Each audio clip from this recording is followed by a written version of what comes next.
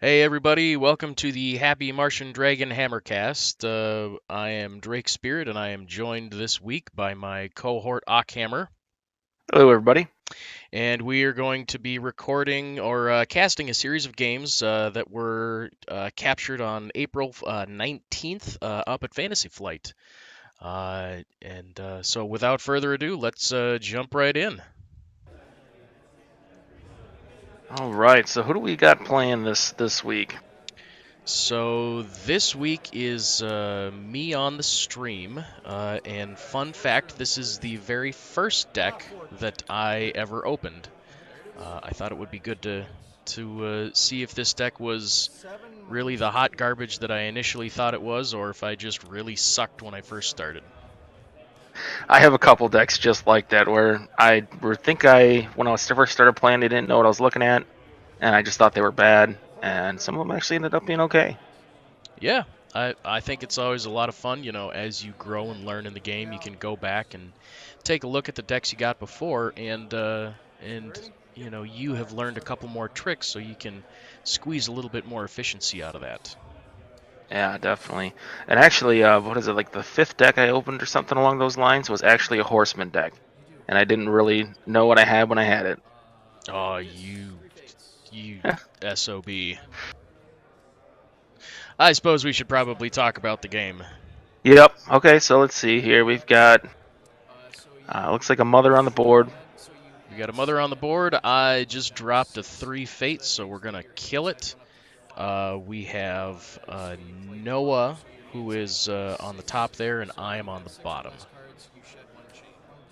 And it sounds like we were discussing chains and how they work.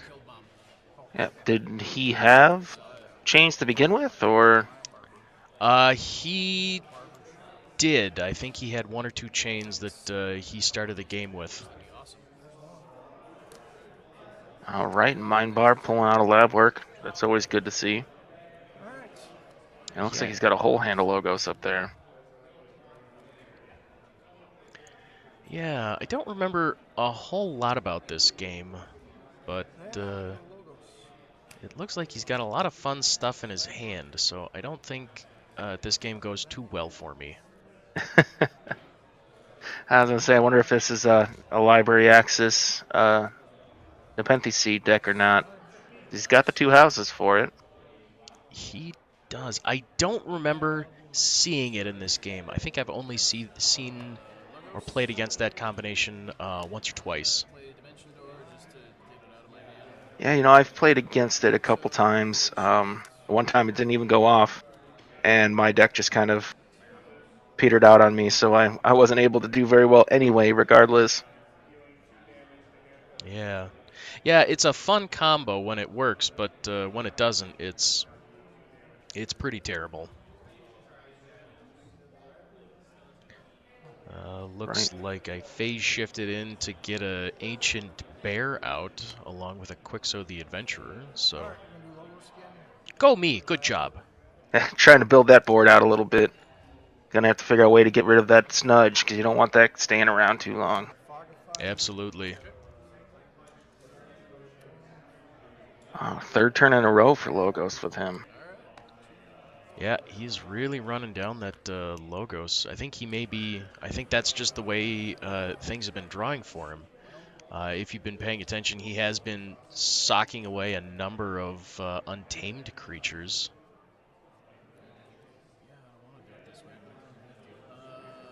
Looks like I see that a Chota in your hand. Now, when you see it this early, I was gonna say, are you gonna play it or? But there it goes. I had to play it so I could get rid of the Snudge. There you go. That's actually, I'd say that's a pretty decent trade there. Mm-hmm. And I knew I could reap with the Ancient Bear to get the Amber back. It doesn't really do a whole lot for me. You know what? I don't think this is Noah. I think this is Bill. You know what? It is. Just from the tokens, I can tell it's Bill, and I should Yep. have known that from the get-go. Um, so I know this deck very well. Then Yes. I've lost to this deck multiple times. This is a very nice deck.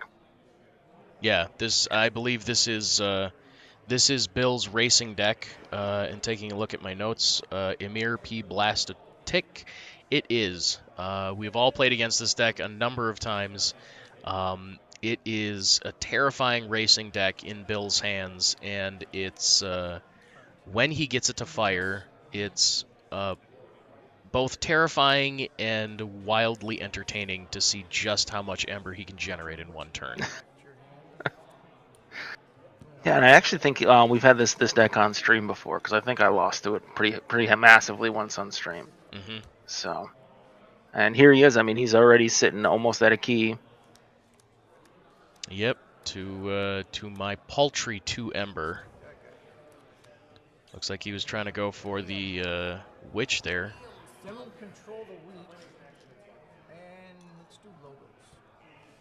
Playing Control the Weak.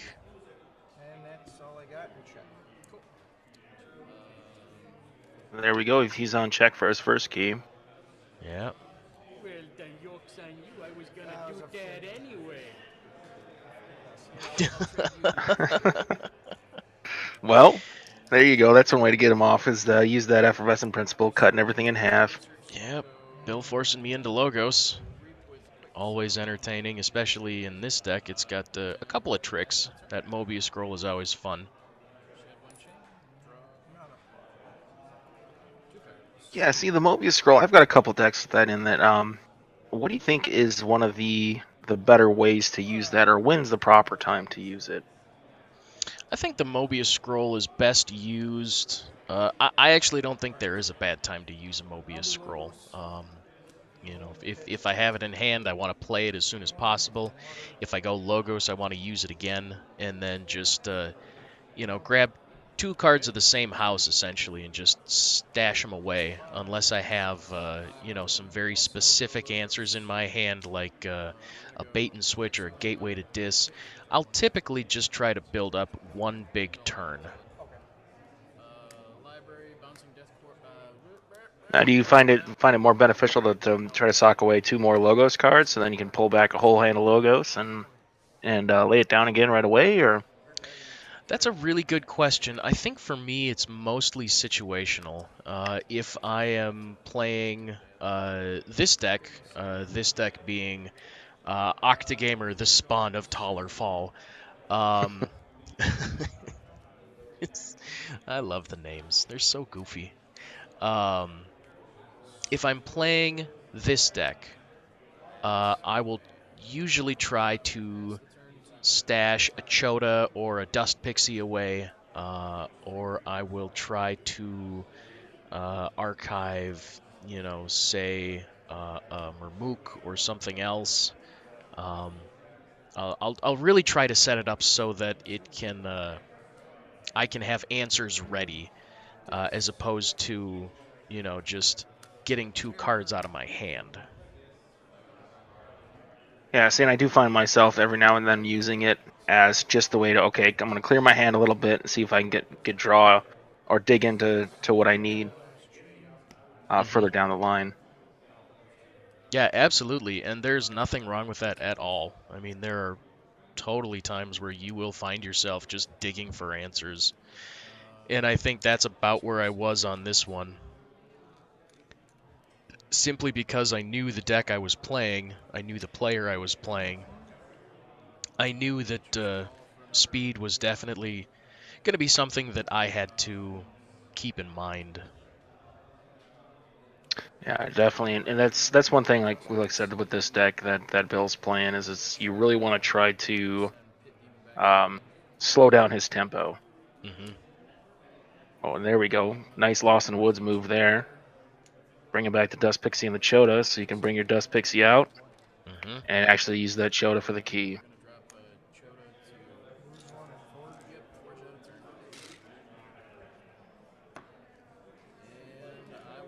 That had to be a good feeling, getting the first key against this deck.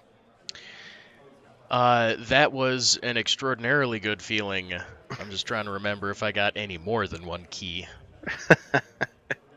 Because I think Bill has been setting himself up for a while here. You can see the Hunting Witch in hand. along with a couple other creatures, plus everything that he's stashed away into archives.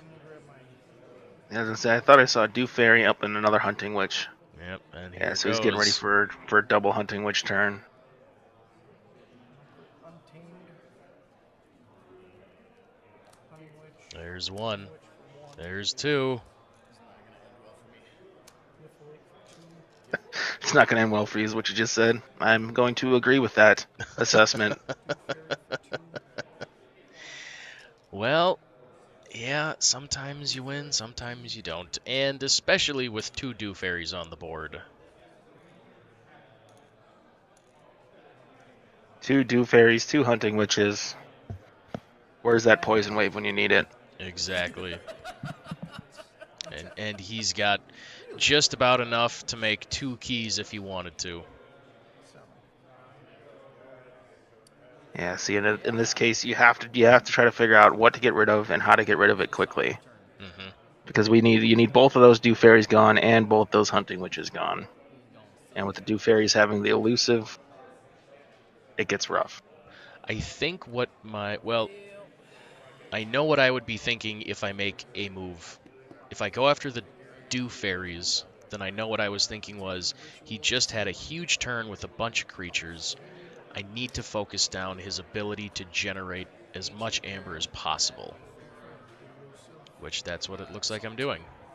So the Assault 2 takes out the Dew Fairy before Elusive kicks in. But that is a great move. We're going to go Dust Pixie. Yep, that's exactly what I was thinking. Yeah, and then I'd even use that Murmuk to go after one of those Hunting Witches. And that's what I do. Good, you're right on par. What we should be doing here. Well, I'm glad that current me agrees with what past me did. That's always a benefit. There's nothing like watching a game you played and then sitting there going, now, why? What was I thinking? I do that more times than I like to say.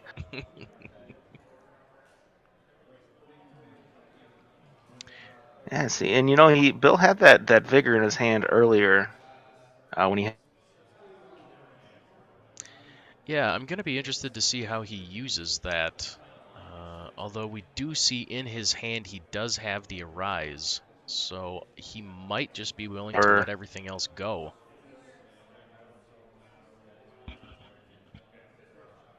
Yeah, I mean, at this point, he's got looks like a bunch of disc creatures.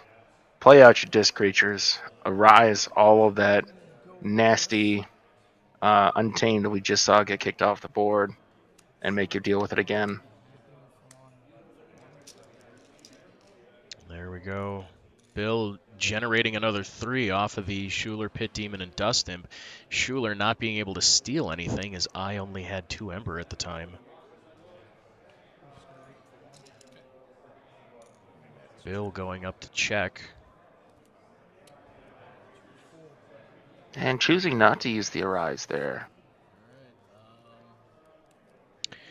I think what his plan is to let the Hunting Witch, the last Hunting Witch, die so that he can bring them all back at once. At the same time, yep, and I play right into it because I didn't know. Exactly. So what he's going to do is he's going to go Dis. He's going to reap 4 times, or steal 1 with the Pit Demon, probably suicide the Dust Imp, and then arise all of his untamed creatures. Yep, and then it's trouble. Yep.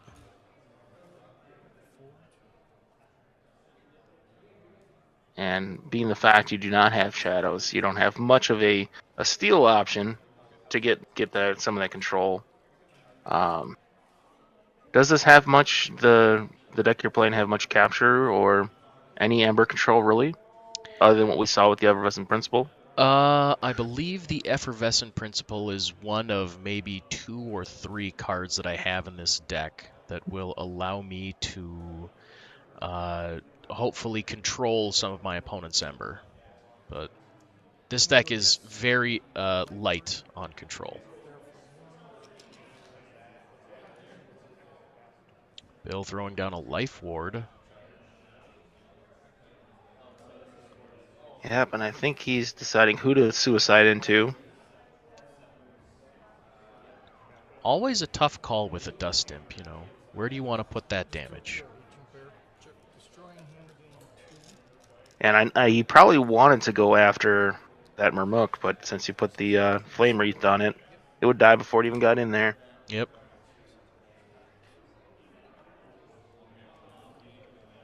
Well, I knew at this point that I was probably going to lose, so I wanted to make his keys as expensive as possible. Yeah, and with a deck that can just produce so much, you might as well try to make them cost a little bit more. And there we see the Arise. Going off, getting all of those fabulous untamed creatures.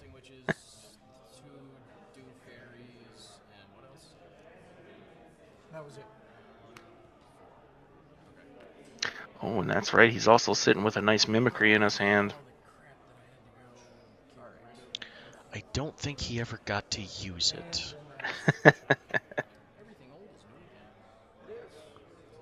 All right. Well, he's sitting right now to where all he really needs is 2 more Amber even to get 2 keys at 7. And I think that's what I figured out.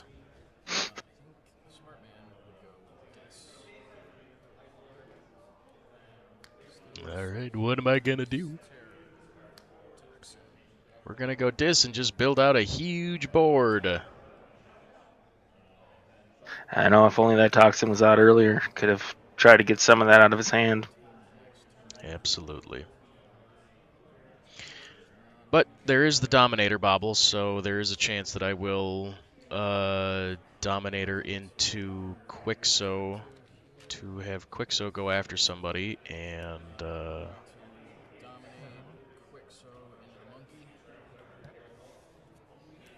well, I'm consistent. Well, that was a good call to get rid of the Niflate for the fact we know he's going to have a huge Untamed turn. Might as well not give him at least another thing to reap with. Absolutely. And here it comes. No, second verse, same as the first. Throw down a whole lot of Hunting Witch action. I'm okay with this. We don't. Yep. This is pain. What are the rules on searching or looking at discard pile? Oh, Bill. I think Bill is gonna get to play with that mimicry.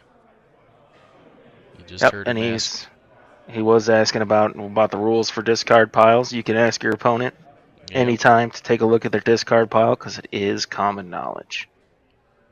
Yeah, so I think we're going to see Bill drop 2 Hunting Witches, a bunch of creatures, and then bounce them back with Nature's Call. Oh, yeah, that would be the move to do for sure. Especially in a deck where you know your opponent doesn't have a bait and switch, and when you're so close to the end, I see absolutely no reason to not sprint. For sure. At this point, get as much Amber as possible. Even if you can cut him down by half, he's still going to be sitting pretty. And there it is.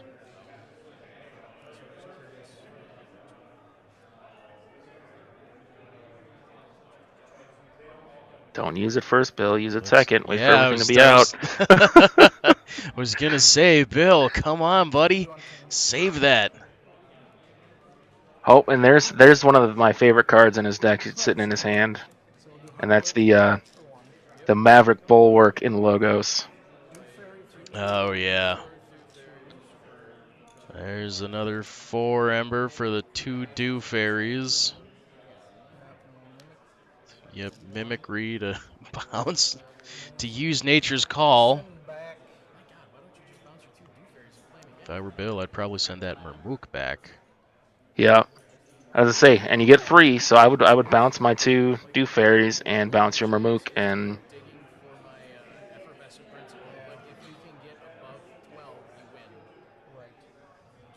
And there we're talking about effervescent principal math, which is an awful lot like bait and switch math. And I'd probably be a dick and bounce one. So if I can do 2, return up to 3, right? And it almost sounds like you're just telling him exactly what to do. Well, Play them again. at this point, I wasn't going to lose anything. I knew I was going to lose. Yep. 2,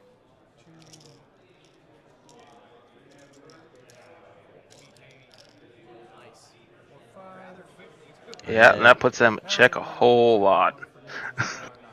Yeah, I'm fairly certain In case I didn't, I'm gonna I got nothing. Bill And just throw went down in that figure for the just- nail in the coffin. just for the Emperor. We're gonna make sure you don't play creatures. 2, 4, 6, 8, 10, 12, 14, 16, 18, 19. Is that what I'm counting there? Yeah, let's see. 6 and 6 and 5. So Sorry, is that 7. 21? Yeah. 21. Oh, there it is. The Neuro Siphon. I steal one.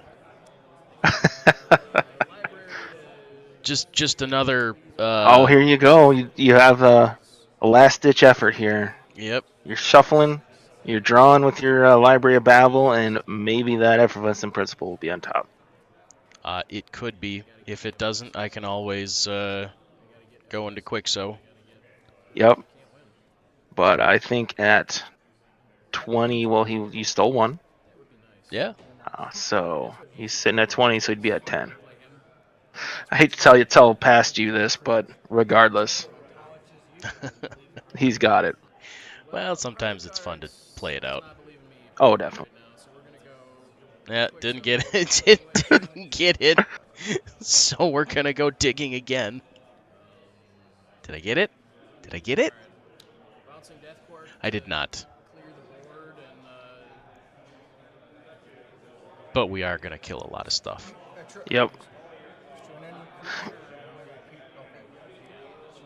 Yep, and you definitely can take out all 6 of his, and then just pick 6 of yours. But that's it. There it is. There's the handshake. Bill takes it down.